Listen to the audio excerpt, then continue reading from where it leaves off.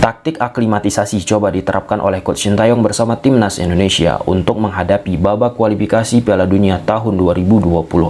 Sebelum lebih jauh, aku nggak pernah bosan-bosannya untuk ingatkan teman-teman, ketika teman-teman tonton video ini, jangan lupa tekan tombol like-nya. Salah seorang asisten Coach STY, yaitu Coach Nova, akhirnya menyampaikan alasan mengapa Coach Sintayong memilih waktu kick-off sore hari saat Timnas Indonesia menjamu Irak di Stadion Gelora Bung Karno nantinya. Secara utuh, Coach Nova bilang kalau dari analisis tim pelatih, pemain dari Timur Tengah kalau cuaca panas malas lari.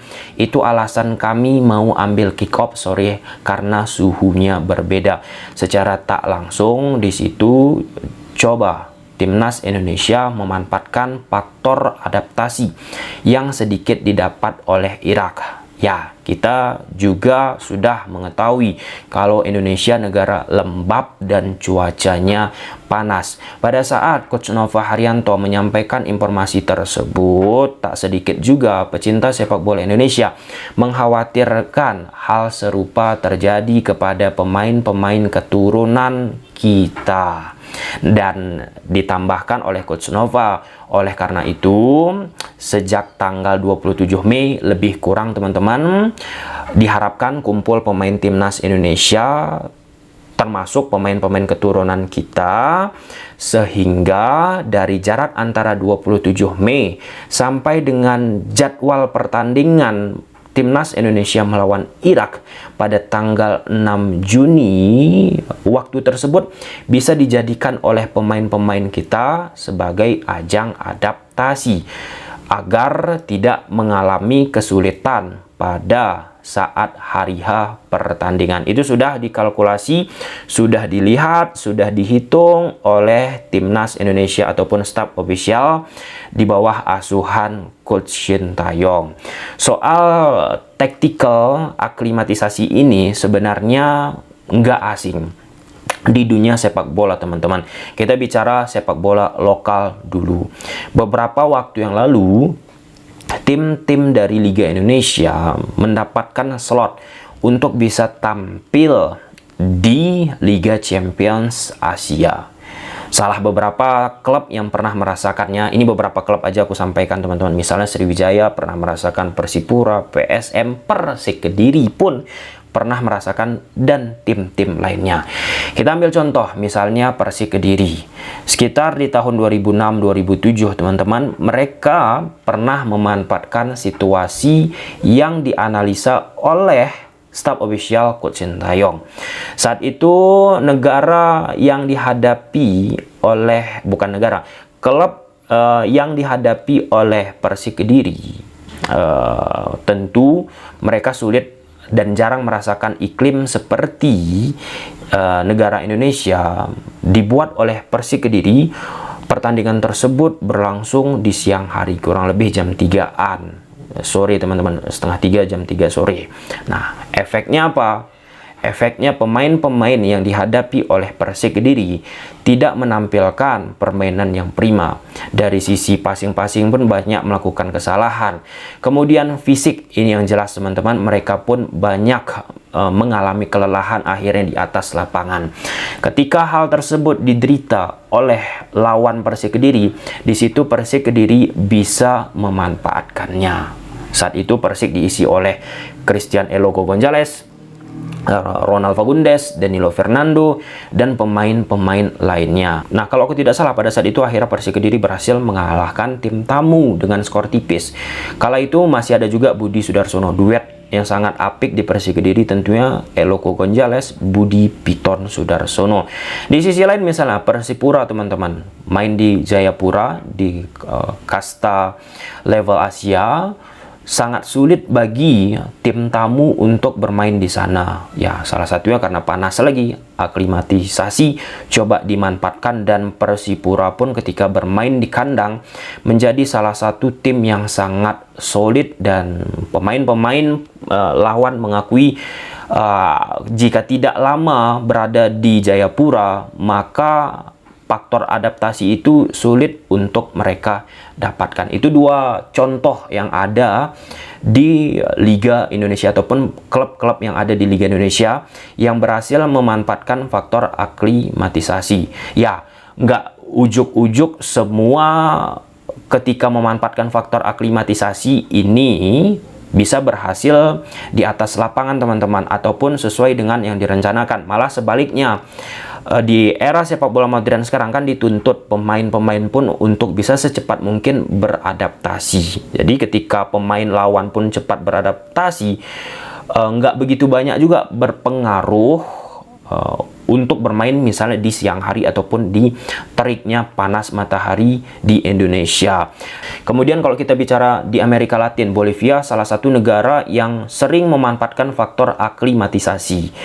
Contoh, saat negara-negara lain tandang ke negara Bolivia, sulit pemain bernapas. Nah, ini kan soal adaptasi lagi.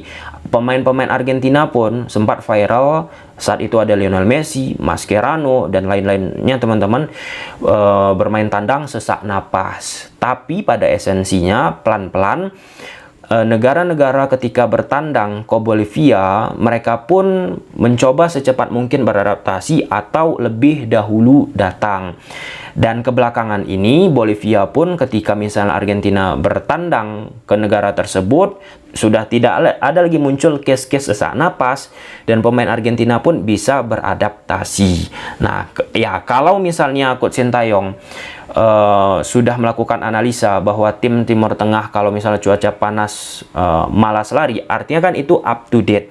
Analisa yang terbaru, analisa yang terakhir dilakukan oleh Coach Sintayong. Apakah itu bisa nanti berjalan di atas lapangan? Ya, kita harapkan demikian. Aku berpikir tim ataupun staf ofisial yang dimiliki oleh Coach Sintayong profesional semua teman-teman. Dengan analisa yang sudah dipikirkan oleh Coach Sintayong memajukan jadwal ini, artinya itu memiliki pengaruh yang besar diharapkan oleh Coach Sintayong di pertandingan nanti. Kalau kita komparasikan teman-teman, Irak di kandang mereka bermain, kemudian saat itu sesuai dengan waktu yang mereka inginkan, tentunya ya determinasinya sangat luar biasa. Kemudian permainan fisiknya sangat luar biasa. 1-2 sentuhannya luar biasa. Staminanya mereka sangat konstan, terus-menerus stabil sepanjang 90 menit. Tentu apa yang terjadi di leg pertama dengan faktor aklimatisasi yang diharapkan oleh Coach Sintayong bisa diredam, bisa direm oleh Coach Sintayong hal-hal tersebut. Sehingga pemain-pemain kita pun di atas lapangan bisa akhirnya menunjukkan performa yang ideal dan menaklukkan Irak. Untuk lolos ke round selanjutnya, timnas Indonesia terbuka dari 2 pertandingan menghadapi Irak, menghadapi Filipina. Salah satu pertandingan tersebut bisa dimenangkan oleh timnas Indonesia. Timnas Indonesia melaju ke round selanjutnya. Jadi hal-hal spesifik, hal-hal detail yang mungkin juga apa yang dilakukan oleh Coach Sintayong untuk memajukan jadwal ini dianggap sepele, ya mungkin itu kita singkirkan terlebih dahulu. Jika kita melihat track record, jika kita melihat apa yang dilakukan oleh Coach Sintayong, hal-hal kecil, hal-hal detail, inilah khas yang dimiliki oleh Coach Sintayong. Semoga dengan situasi yang sudah dianalisa oleh Coach Sintayong berjalan di atas lapangan. Ya, ada juga ya bermunculan lagi sebuah komentar, kalau misalnya hujan nanti gimana Bang Tom? Kalau misalnya nanti nggak panas gimana Bang Tom? Kan yang dianalisa oleh Coach Sintayong, kalau misalnya cuaca panas, malas pemain Timur Tengah lari. Ya, itu di luar kontrol. Yang penting dalam situasi sekarang ini, timnas Indonesia di bawah asuhan Coach Sintayong menyiapkan sebaik mungkin, menyiapkan sedetail mungkin. Salah satu yang dipersiapkan oleh Coach Sintayong aspek aklimatisasi ini. Termasuk contoh bagi teman-teman yang suka lari, kardio teman-teman, yang suka half marathon, isiran, kemudian lari di negara-negara baru, itu penting namanya faktor aklimatisasi. Ketika kita tidak bisa menyesuaikan dengan cepat fisik kita dengan negara yang baru kita datangi teman-teman, itu rasanya untuk melakukan lari, baik itu isiran 5 km ataupun half marathon 21 km dan lain sebagainya, itu berat banget.